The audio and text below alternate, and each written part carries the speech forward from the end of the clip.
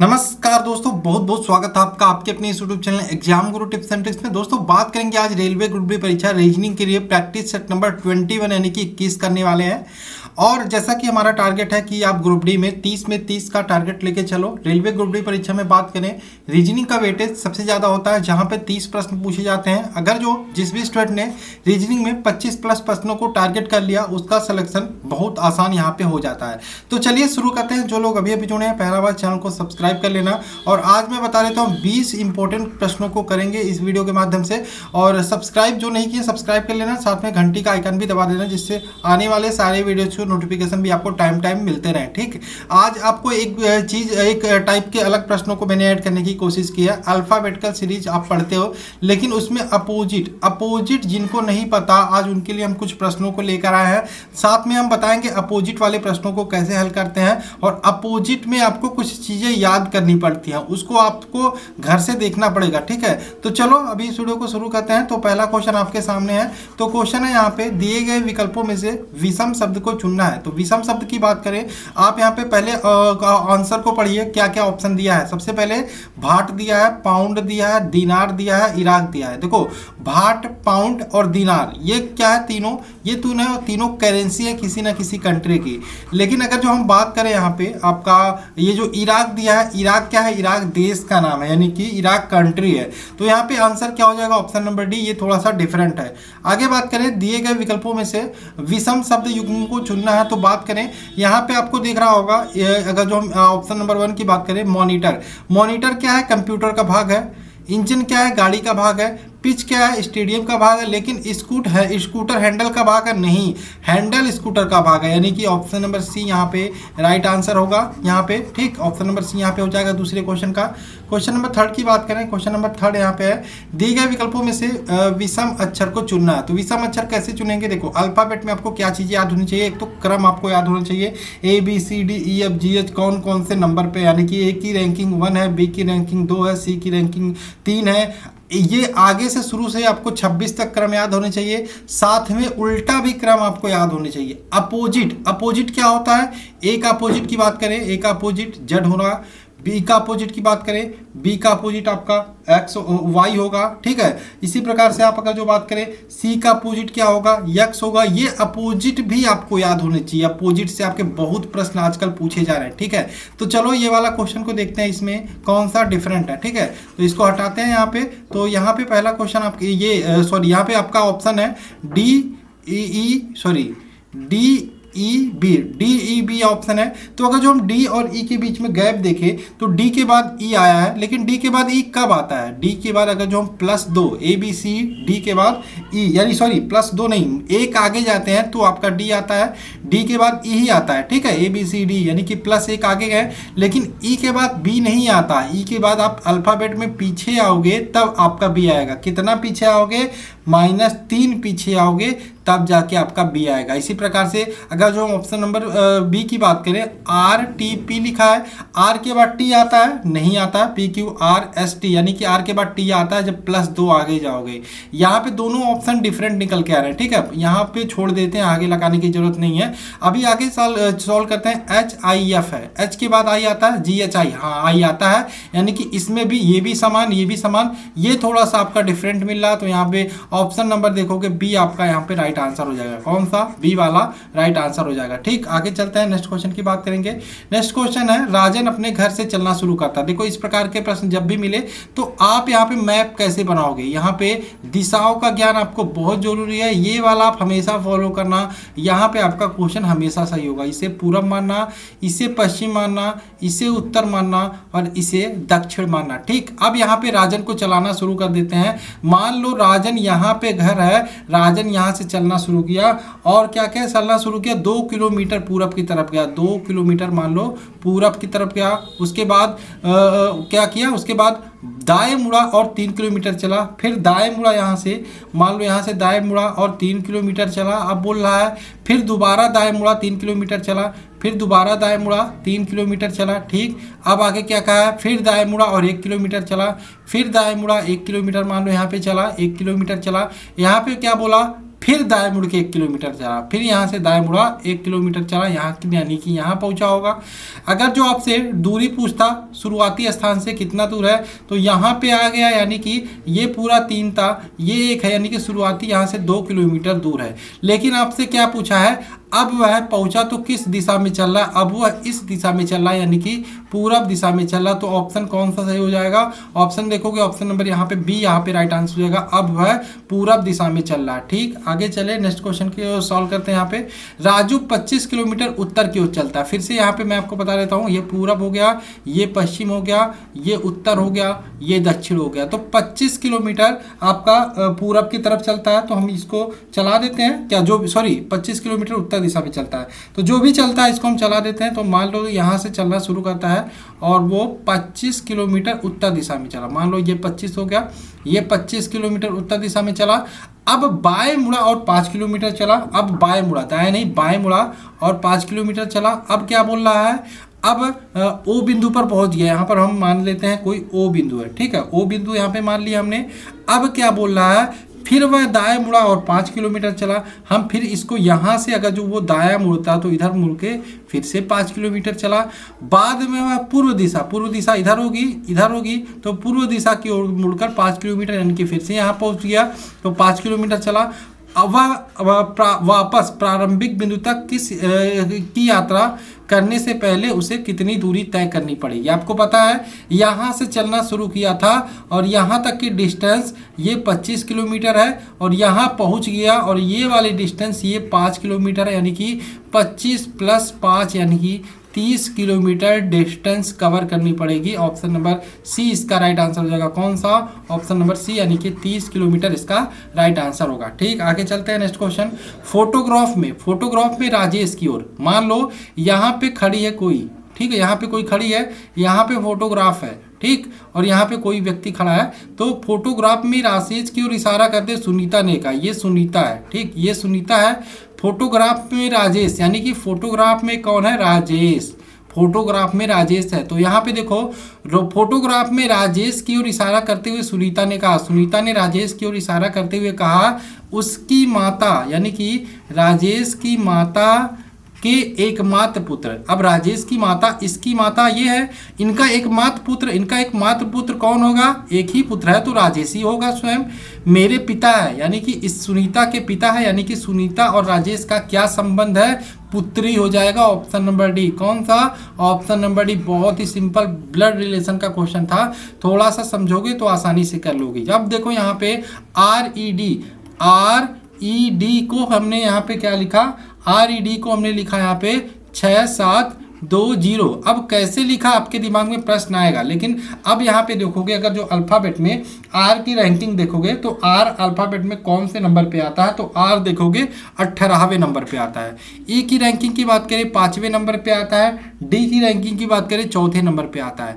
क्या यहाँ पे 6720 कहीं से बन रहा है, नहीं बन रहा है। लेकिन अगर जो आप देखो, यहाँ पे 4 है, यहाँ पे 6 है, यहाँ पे 5 है, यहाँ पे 7 है, यहाँ पे 18 है, यहाँ पे 20 है। तो कुछ तो आपके समझ में आ रहा होगा कि अगर जो हम D को यहाँ से ये 6 यानी कि +2 करके लिखा है।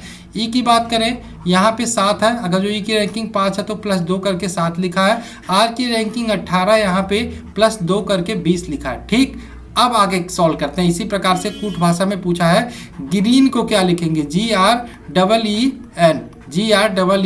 सबसे पहले हमें इसकी रैंकिंग पता होनी चाहिए, क्रम पता होना चाहिए। जी की क्रम की बात करें, जी हमारा 7वें नंबर पे आता है।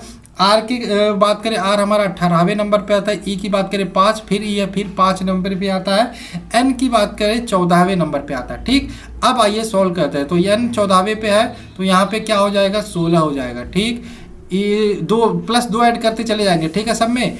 ई आपका 5वें नंबर पे है तो 7 हो जाएगा, 16 फिर से ही है, यानी कि 16 7 7। देखो 16 7 7 कितने ऑप्शन में है, 2 ऑप्शन में, तो आगे भी सॉल्व करते हैं। R 18 यानी कि आगे जो आएगा 20 होगा, यानी कि यहाँ पे साफ साफ दिखाई दे रहा है ऑप्शन नंबर बी आपका आंसर हो जाएगा। आगे कोई मैच नहीं कर रहा तो यही आपका आंसर होगा। आगे चले नेक्स्ट क्वेश्चन की बात करेंगे। यदि ASHA बराबर है 7 9 के, अब ASHA 7 9 के बराबर कैसे हो सकता है। ए की रैंकिंग बात करें 1 है। एस की अगर जो हम रैंकिंग की बात करें तो एस की रैंकिंग अल्फ़ाबेट में 19 होती है। एच की रैंकिंग की बात करें, अल्फ़ाबेट में एच की रैंकिंग 8 होती है, ए की 1 होती है। अगर जो हम इनको जोड़े तो 19 एक 20 एक 28 एक 29 29 आता है। 29 और 7 9 में कोई हमें मतलब समझ में नहीं आता। लेकिन अगर जो हम अपोजिट जाते हैं, अपोजिट देखो अपोजिट क्या होता है, ठीक है, मैं आपको ध्यान से थोड़ा सा समझना, थोड़ा सा 2 मिनट मैं लूँगा।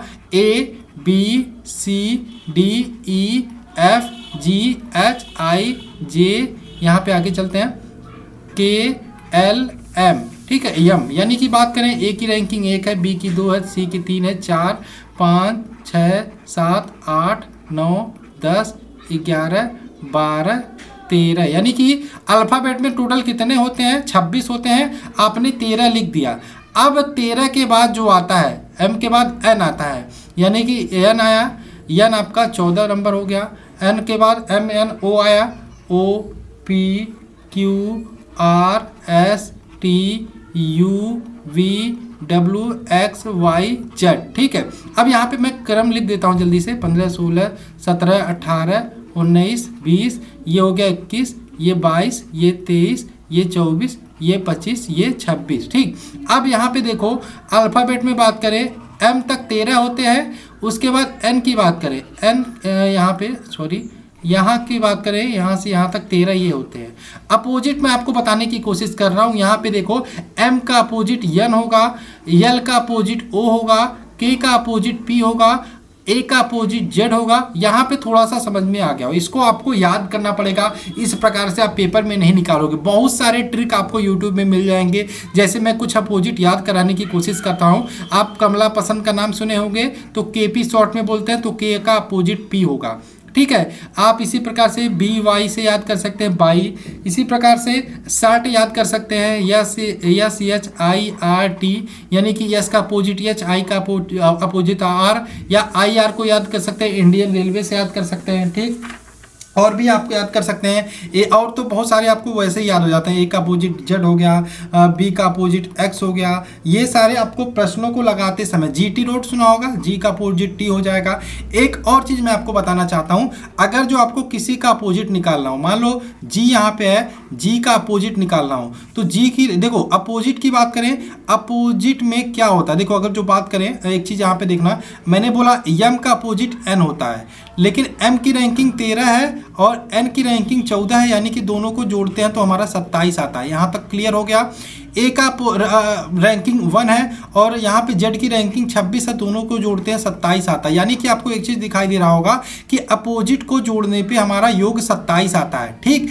अब देखो कितने जल्दी तरीके से, कितने आसान तरीके से हम अपोजिट निकालते हैं। मान लो हमको एच का अपोजिट निकालना है, एच की रैंकिंग हमें पता है, एच का अपोजिट हमको निकालना है, और एच की अल्फ़ाबेट में रैंकिंग 8 होती है, तो 27 में से 8 घटा दो, आपका 19 आएगा। 19वें नंबर पे कौन है? 19वें नंबर पे आपका एस है, यानी कि एच का अपोजिट एस हो जाएगा, ठीक। बहुत आसानी से याद कर लिया आपने। अगर जो आपको पी का अपोजिट निकालना है, पी की रैंकिंग 16 होती है, 27 में से घटा दो 16 को, 27 में से 16 को घटाओगे, यहाँ पे 1 होगा, 11 है, यानी कि 11वें नंबर पे के है, तो पी का अपोजिट के हो गया। तो बहुत अच्छे तरीके से यहाँ पे समझ में आ गया होगा। चलो इसको हटाते हैं, ये सारी चीज़ें मैं बाद में बताता, लेकिन अभी मैंने बता दिया कि कुछ बहुत सारे लोगों को प्रॉब्लम होती है ये अल्फ़ाबेट और रैंकिंग निकालने में, ठीक। तो इसको हटाते हैं, ठीक है। ऐसा है, समझ में आया होगा जो मैंने बताने की कोशिश की, समझाने की कोशिश की। अब आइए ये वाला प्रश्न लगाते हैं, अपोजिट पे ही बेस्ड है, इसलिए मैंने थोड़ा सा एक्सप्लेन कर दिया। समझ में आ गया हो अच्छी बात, नहीं तो कोई बात नहीं, रीजनिंग पढ़ने की कोशिश करो। अगर जो रेलवे एग्जाम्स को क्लियर करना है, रेलवे को पास करना है, रीजनिंग, ठीक है, जितना प्रैक्टिस करोगे उतना बेटर होता चला जाएगा। क्वेश्चन है ए एस एच ए, ठीक है, ए एस एच ए, मैंने देखा ए की रैंकिंग 1 और एस की रैंकिंग हमने निकाली थी, एस की रैंकिंग यहाँ पे 18 होती है, सॉरी 19 होती है, एस की रैंकिंग 19, एच की रैंकिंग हमने देखा था 8 होती है, ए की रैंकिंग 1। यहाँ पे हमको जोड़ने पे हमारा 7 9 नहीं आया था। अब अपोजिट देते हैं, देखो यहाँ पे ए आया है, ए का अपोजिट आपको पता है जेड होता है, ठीक है। जेड की रैंकिंग 26 होती है, जेड की रैंकिंग 26 होती है। एस का अपोजिट हमको नहीं पता, हमको पता है एस की रैंकिंग आगे से 19 होती है। तो 27 में से 19 अगर जो हम घटाते हैं तो हमारा कितना आता है, 27 में से अगर जो हम 19 घटाते हैं तो हमारा कितना बढ़ता है, 8 बचता है। ठीक है, तो 8 यहाँ पे हम लिख देते हैं प्लस 8, और यहाँ पे एच की रैंकिंग 8 है, और एच यानी कि 27 में से अगर जो हम 8 घटाते हैं तो 19 बचता है, तो यहाँ पे 19 लिखते हैं। इसी प्रकार से ए का फिर से 26 लिखते हैं। इसको अगर जो हम जोड़ते हैं तो हमारा 7 9 निकल के आ जाता है, यानी कि सेम काम आपको विनय भूषण में करना है। ठीक है, तो विनय भूषण में क्या करना है, VINAYBHUSAN। देखो आप प्रश्नों को लगाओगे कि जो प्रैक्टिस रहेगी तो टाइम नहीं लगेगा। वी की रैंकिंग की बात करें, वी की रैंकिंग आपको निकालना है, नहीं आपको पता है। देखो अगर जो देखो ये जो अपोजिट वाले हैं इनको याद करना पड़ेगा। मैं आपको जल्दी से शॉर्टकट में कर देता हूं क्योंकि लंबा हो जाएगा वीडियो, बहुत ज़्यादा मज़ा नहीं आएगा। इसको आप करने की कोशिश करना। वी का अपोजिट से रैंकिंग की बात करें तो 5 होगा, आई का 18 होगा, एन का 13 होगा, ए की बात करें 26 होगा, उसके बाद वाई का 2 होगा, फिर यहाँ पे बी का 25 होगा, 25 होगा। उसके बाद बात करें आगे, आगे आपका 25 के बाद यहाँ पे 9 होगा, 6 होगा, प्लस 8 होगा, प्लस 19 प्लस 26 प्लस आपका 13 होता है। ठीक, इनको ऐड करोगे 180 आएगा। ऑप्शन देखो आंसर आया 180, जी हाँ 180 आया, ऑप्शन नंबर डी इसका राइट आंसर होगा। ठीक, आगे चलें। यहाँ पे देखो रोज को हमने TQUG लिखा, ROSE को हमने क्या लिखा है, TQUG। क्या है, आर के बाद टी है, PQRST, यानी कि प्लस 2 रैंकिंग आगे जाने पे, ओ के बाद क्यू प्लस 2 रैंकिंग आगे जाने पे, एस के बाद जे प्लस 2 यू, एस के बाद यू, PQRSTU प्लस 2 रैंकिंग आगे जाने पे, ई के बाद जे प्लस 2 आगे गए हो, सब में 2 आगे गए हो। इसी प्रकार से बी के बाद 2 आगे जाओगे, BISCUIT की बात करें, बी के बाद 2 रैंकिंग आगे जाओगे तो डी आएगा, आई के बाद 2 रैंकिंग आगे जाओगे के आएगा, डी के। उसके बाद बात करें एस के बाद 2 रैंकिंग आगे जाओगे तो यू आएगा, DKU ऑप्शन देखो 3 मिल रहा है, इसमें भी मिल रहा है, इसमें मिल रहा है। आगे सॉल्व करते हैं, सी के बाद 2 रैंकिंग आगे जाओगे आपको ई मिलेगा, और यू के बाद 2 रैंकिंग आगे जाओगे डब्ल्यू मिलेगा, और आई के बाद 2 रैंकिंग आगे जाओगे के मिलेगा, और यहाँ पे आगे टी के बाद 2 रैंकिंग जाओगे वी मिलेगा। तो यहाँ पे ऑप्शन नंबर डी आपको साफ साफ दिखाई दे रहा है, यही आपका राइट आंसर हो जाएगा। ठीक, आगे चले क्वेश्चन नंबर 10 की बात कर लेते हैं। क्वेश्चन नंबर 10 है, टाइपराइटर को हम ये लिखते हैं तो उसी कोड भाषा में स्टेनो को क्या लिखेंगे। देखो टाइपराइटर टी को हमने जी लिखा है, सीधी सीधी बात यहाँ पे अपोजिट दिखाई दे रहा है। देखो पी को हमने यहाँ पे के लिखा है, KP होता है शॉर्टकट में, अपोजिट लिखा है। तो यस का अपोजिट की बात करें तो यस का अपोजिट एच हो जाएगा, टी का अपोजिट की बात करें जी हो जाएगा, ई की अपोजिट की बात करें वी हो जाएगा, एन के अपोजिट एम हो जाएगा, ओ का अपोजिट आपका क्या हो जाएगा एल। ठीक, तो यहाँ पे अब मैंने अपोजिट अच्छे से समझा दिया, मुझे नहीं लगता कहीं पे किसी की प्रॉब्लम हो, किसी को भी प्रॉब्लम होगी। ठीक, तो इसका आंसर आपका ऑप्शन नंबर बी हो जाएगा। आगे चले नेक्स्ट क्वेश्चन की बात करें, लुप्त संख्या ज्ञात करना है। सबसे पहले हम श्रेणी लिख देते हैं, 16 है, 17 है, 25 है, 52 है, 116। देखते हैं क्या है, 16 के बाद 17 है यानी कि 1 का डिफरेंस है, 17 का बाद 25 यानी कि 8 का डिफरेंस है, 25 के बाद 52 देख रहा हो तो यानी कि आप 25 के बाद 52 की बात करें तो इसमें अंतर कितने का है, 25 के बाद 52 यानी कि 27 का डिफरेंस है। ठीक, और 52 के बाद 16 की बात करें तो इसमें आपका बात करें 64 का डिफरेंस है। यहाँ पे देखो 116 में से 52 करोगे 64 का डिफरेंस है। तो आपको एक क्रम दिखाई दे रही है, यहाँ पे आगे आपको बताना क्या आएगा, एक क्रम दिखाई दे रही होगी। यहाँ पे देखो 1 का क्यू, यहाँ पे 2 का क्यू, 3 का क्यू, 4 का क्यू किया है, यहाँ पे आगे क्या होगा 5 का क्यू, 5 का क्यू करोगे 125 आएगा, 125 और 116 ऐड करोगे 241 हो जाएगा। ऑप्शन देखो, ऑप्शन कौन सा सही आ रहा है, 241, ऑप्शन नंबर सी। ठीक, आगे चले नेक्स्ट क्वेश्चन पे, नेक्स्ट क्वेश्चन को सॉल्व करते हैं। दी गई श्रेणी में लुप्त संख्या आपको ज्ञात करना है। क्या है संख्या, 3 है, 7 है, 16 है, 35 है, आगे वाली संख्या आपको बतानी है। ठीक, तो 3 के बाद 7, यहाँ पे डिफरेंस देखो, 3 के बाद 7 का डिफरेंस प्लस 4 का डिफरेंस है, 7 के बाद 16 प्लस आपका 9 का डिफरेंस है, 16 के बाद 35 आया है, बात करें प्लस 19 का डिफरेंस है।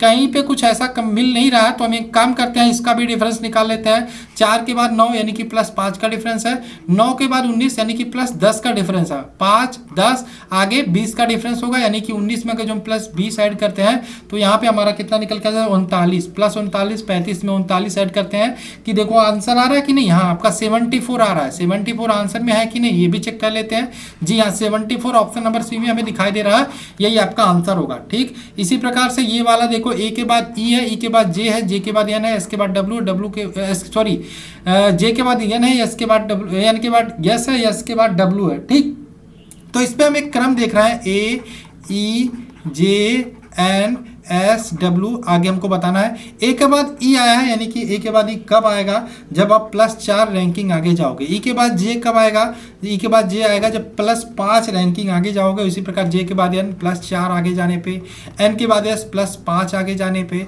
एस के बाद डब्ल्यू +4 आगे जाने पे, डब्ल्यू के बाद क्या आएगा, +5 आगे जाओ तो आपका जेड खत्म होके बी आ जाएगा। ऑप्शन देखोगे बी आया है किसी ऑप्शन में, जी हाँ बी आपको साफ साफ दिखाई दे रहा है, ऑप्शन नंबर सी यही आपका राइट आंसर हो जाएगा। ठीक, आगे चले नेक्स्ट क्वेश्चन पर।